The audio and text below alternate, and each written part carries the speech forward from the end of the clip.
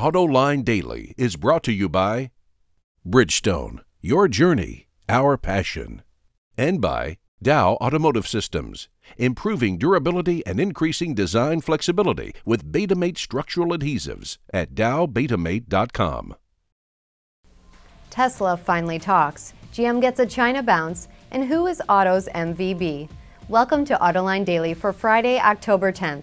I'm Nicole Gebrink, ready to wrap up this week, so let's get right to the news.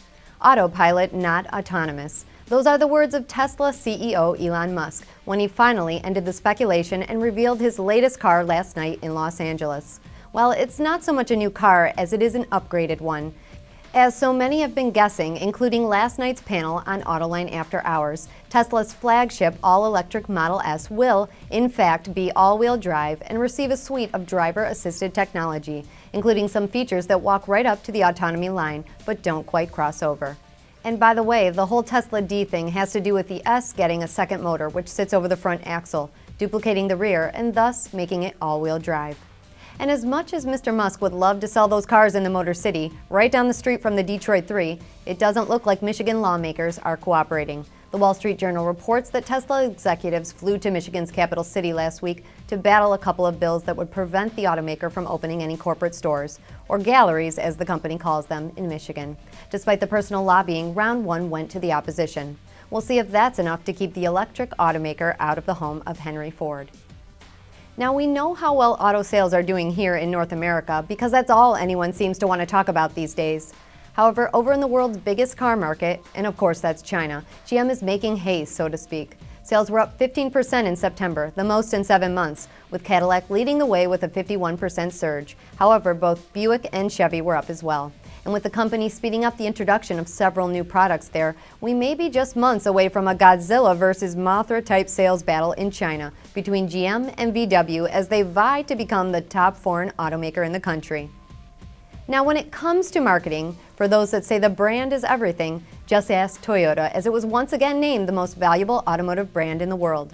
For the last 11 years in a row, Toyota has topped all other automakers on Advertising Consultant Interbrand survey of the 100 most valuable brands. And though numbers 1, 2, and 3, Apple, Google, and Coke, don't need to worry much about losing their positions, this year the Japanese auto giant did move up a couple of spots to 8th on the list. By the way, just behind Toyota, but still nonetheless behind, are German luxury competitors Mercedes-Benz at number 10, followed by BMW at 11. And finally today, if you're one of those people who do all their shopping on a smartphone, including looking for a new car, are you driving an Acura? J.D. Power released its latest study on just those type of shoppers, people who intend to buy or lease a vehicle in the next couple of years, and who use mobile technology to do it, and Acura finished on top. That means the test group liked Acura's features and web content the most. Cadillac finished second on the list, while Porsche came in third. All three premium brands? Wonder if that says anything about those who use smartphones. Maybe that'll be in the next study. Anyway, we'll be right back with a few words on the best way to lose weight without sweating to the oldies with Richard Simmons. Dow Automotive Systems, driving solutions in automotive, commercial transportation, and aftermarket with innovative products like Betamate structural adhesives. Lighter, stronger, safer. dowbetamate.com. There's more car news and industry insight from the Autoline Network every day. Take a moment to click that subscribe button. You'll never miss another Autoline episode.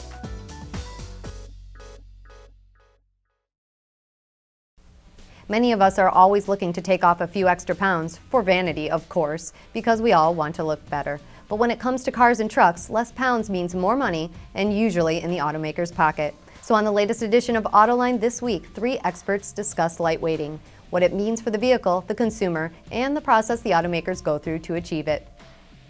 A lot of companies now have this thing called the gram strategy, where every item is going through a much thorough. Weight is no longer an outcome. Weight is a design, weight is a process, and weight is technology. And you see that in every aspect of, I think it's in every aspect of engineering new products. Every vehicle and every component has a cost target and a weight target, and they balance that continually throughout the process to get the optimum. Exactly, and the other paradigm shift that's happening right now is the move towards global platforms. Yeah. So not only do suppliers have to be engaged early because of a technology driver, But because of the globalization, these global platforms, we have to be involved much sooner to see if we've got the scale and the breadth to go ahead and supply this and hit launch on target, on time, on weight, on cost. That's Autoline This Week, available on our website and YouTube channel. Well, that wraps up my week in the anchor chair. John will be back on Monday. Thanks for all your great comments and hope to see you again soon. I'm Nicole Geverink. Thanks for watching.